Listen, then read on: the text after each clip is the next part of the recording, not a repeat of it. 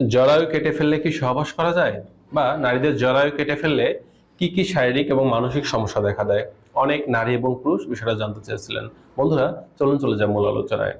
মূলত অনেক সময় দেখা যায় যে জরায়ুতে যদি বড় ধরনের ফাইব্রয়েড অথবা অতিরিক্ত রক্তক্ষরণ অথবা ক্যান্সার বা দীর্ঘদিনের ব্যথা এরকম সমস্যা থাকে, সেক্ষেত্রে নারীদের জরায়ুটা কেটে ফেলতে হয়।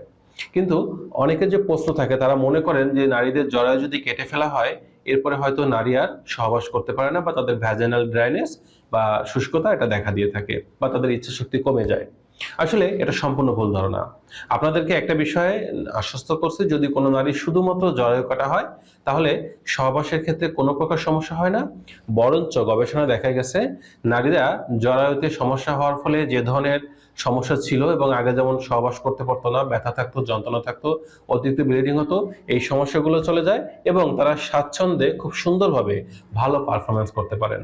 কারণ জরায়ু কেটে ফেললেও ভ্যাজাইনাল যে ক্যানাল বা সহবাসের যে রাস্তা, যে জায়গাটা, যোনিটা কিন্তু থাকে, এটা কিন্তু ফেলে দেওয়া হয় না, এটা থাকতেছে। পাশাপাশি ওভারি থাকার কারণে তাদের যে হরমোনাল যে ব্যালেন্স এটা ঠিক থাকে বা সেক্রেশন হয় এবং উত্তেজনা, অনুভূতি সবকিছু ঠিক থাকে। কিন্তু যে সমস্যাগুলো দেখা যায় সেটা হচ্ছে যে ওই নারী আর বাচ্চার মা হতে পারেন না বা তাদের মাসিক বন্ধ হয়ে যায়, মাসিক ঋতুচক্রটা আর চালু থাকে না। এতটুকু হচ্ছে সমস্যা।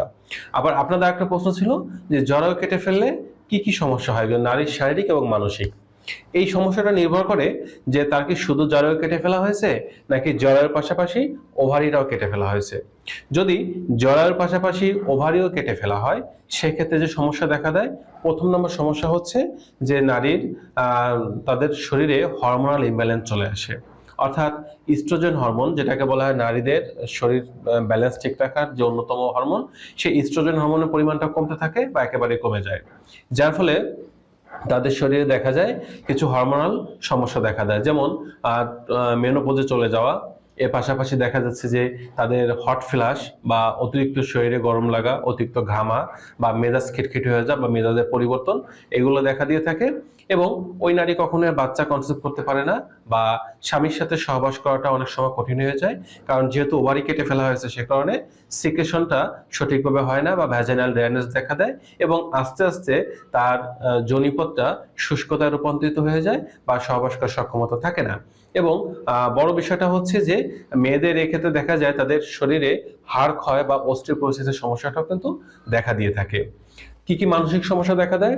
যখন কোনো নারীর আসলে জরায়ুর পাশাপাশি ওভারিটাও কেটে ফেলে দেওয়া হয়, তখন দেখা যায় যে তাদের মানসিকভাবে তারা ভেঙে পড়েন। তারা মনে করেন যে আসলে আমার তো আর নারীত্ব নেই। তাহলে আসলে আমার জীবনটা তো এখন স্বাভাবিকভাবে হয়তো বেঁচে থাকা দরকার, তাই বেঁচে থাকতে হচ্ছে। কিন্তু জীবনের অনেক কিছুই হয়তো চলে গেছে বা স্বামীর সাথে আমি সহবাসটা এত সুন্দরভাবে করতে পারছি না। এরকম কিছু বিষয় থাকে। আর হরমোনাল ইমব্যালেন্স যেহেতু দেখা দেয়, এই কারণে অনেক সময় দেখা যায় ওই সকল নারীদের হরমোন রিপ্লেসমেন্ট থেরাপি দেওয়ার প্রয়োজন হয়। কারণ হচ্ছে নারীদেরকে বাঁচিয়ে রাখার জন্য, সুস্থভাবে বাঁচিয়ে রাখার জন্য বা ভালো রাখার জন্য অবশ্যই ইস্ট্রোজেন হরমোনটা খুব প্রয়োজন। আর এক্ষেত্রে যেহেতু ওভারিটা কেটে ফেলার পরে ইস্ট্রোজেন হরমোনের ক্ষরণটা কমে যায় বা একেবারেই থাকে না, সেক্ষেত্রে তাদের হরমোন রিপ্লেসমেন্ট থেরাপির প্রয়োজন হয়ে পড়ে।